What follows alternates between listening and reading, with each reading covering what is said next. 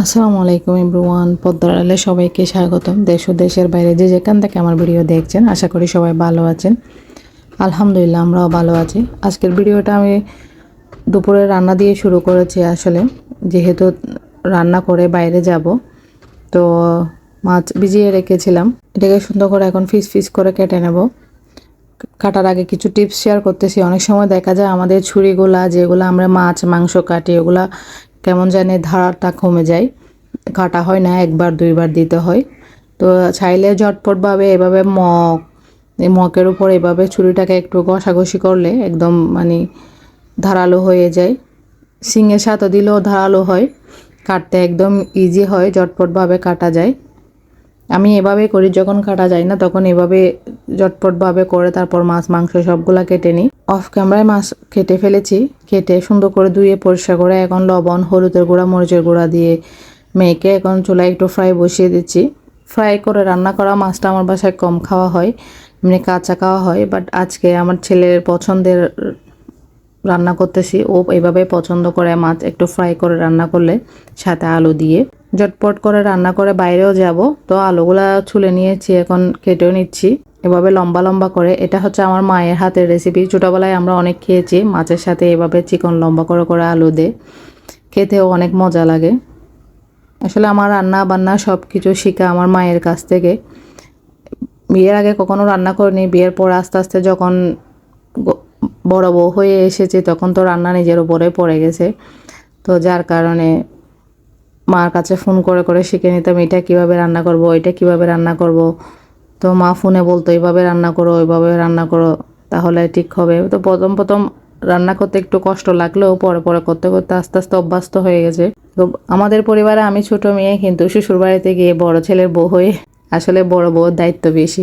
তো মাছগুলো ফ্রাই হয়ে গেছে, এখন আমি উল্টিয়ে পাল্টিয়ে দিচ্ছি। আর চুলায় মাছের জন্য পেঁয়াজ, টমেটো সবগুলা কষিয়ে নিয়ে এসে একদম এভাবে মাছের মরিচগুলা কষিয়ে কাঁচা গন্ধটা মরিচে চলে গেলে খেতেও ভালো লাগে। তার সাথে দিয়ে দিচ্ছি আলু, দিয়ে ভালো করে নেড়ে ছেড়ে দেবো। আলুগুলো আগে দিয়ে দিচ্ছি কারণ একটু যেন সিদ্ধ হয়ে আছে। অনেক সময় দেখা যায় কি মাছ রান্না হয়ে গেছে কিন্তু আলুটা একটু শক্ত থেকে যায়, যার কারণে আমি আলুটা আগে দিয়ে দিয়ে এভাবে ডাকনাগুলো আপনাদেরকে দেখাচ্ছি। আলু সিদ্ধ হয়ে এসেছে, নেড়ে ছেড়ে দিয়ে এখন আমি মাছ ফ্রাই করে রেখেছিলাম ওগুলা দিয়ে দিচ্ছি। দিয়ে ভালো করে উল্টিয়ে পাল্টিয়ে এবার নেড়ে ছেড়ে দেবো। এভাবে মাছ রান্না করলে আসলে খেতে অনেক মজা হয়। মাছের সাথে আলু, আলু তো আমার হাজব্যান্ডের অনেক পছন্দ, সেটা মাছ হোক, মুরগি হোক, গরুর মাংস হোক, সব কিছুর সাথে দিতে হয় ওনার জন্য। আলুটা অনেক পছন্দ করে। এখন গরম পানি দিয়ে দিয়েছি, আমি ঢাকনা দিয়ে গুঁড়ে দেবো সুন্দর করে প্রায় 5 মিনিটের জন্য। আজকে শুধু সিম্পল একটাই রান্না করব, যেহেতু গতকালকের হালকা কিছু সবজি রয়ে গেছে, তার কারণে আর বেশি কিছু রান্না করব না। এর ফাঁকে আমি ডোনাট বানানোর জন্য ডোটা রেডি করে নিচ্ছি। 3 কাপ ময়দার সাথে দুধ দিয়েছি 1 চামচ, সে সাথে চিনি, চিনি, তারপর লবণ, ইস্টও দিয়ে দিয়েছি, 3টা ডিমও দিয়েছি। দিয়ে ভালো করে মেখে নেব ডোনাট বানানোর জন্য। আসলে বিকালের নাস্তা বা বাচ্চারা গড়ে থাকলে তখন একটু নাস্তা বেশি বানানো হয়। ডোটা মেখে নিয়ে এখন আধা ঘন্টার জন্য রেস্টে রেখে দেব। এর ফাঁকে আমার মাছ রান্না হয়ে গেছে, মাশাআল্লাহ দেখুন কত সুন্দর হয়েছে। তো খাওয়া দাওয়া করে, এটা হচ্ছে বিকালের দিক দিয়ে বাইরে গিয়েছিলাম মেয়ের জন্য বই নিয়ে আসতে। আসলে কলেজে ক্লাস শুরু হয়ে গেছে, বই এখনও কেনা হয়নি। তো যেহেতু বন্ধ আছে, এখন গিয়ে আমি বলছি কিনে নিয়ে আসি। কিনেও নিয়ে এসেছি ওর বইগুলো। রেগুলার ক্লাস করতে হচ্ছে, যার কারণে বই দরকার এখন। আর A4 শিটও নিয়ে এসেছি আমি সাথে।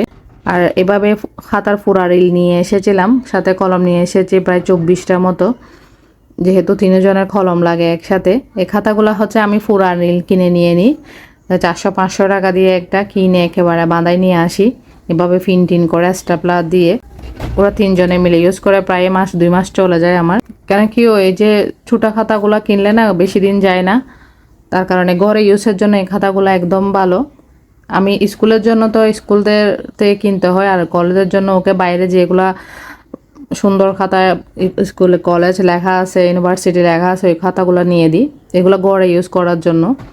তো আজকের ভিডিওটা এইটুকুই। যদি ভালো লাগে একটা লাইক দিবেন এবং সাবস্ক্রাইব করবেন, বেল বাটন অন করে রাখবেন পরবর্তী ভিডিও দেওয়ার সাথে সাথে যেন নোটিফিকেশন পৌঁছে যায়।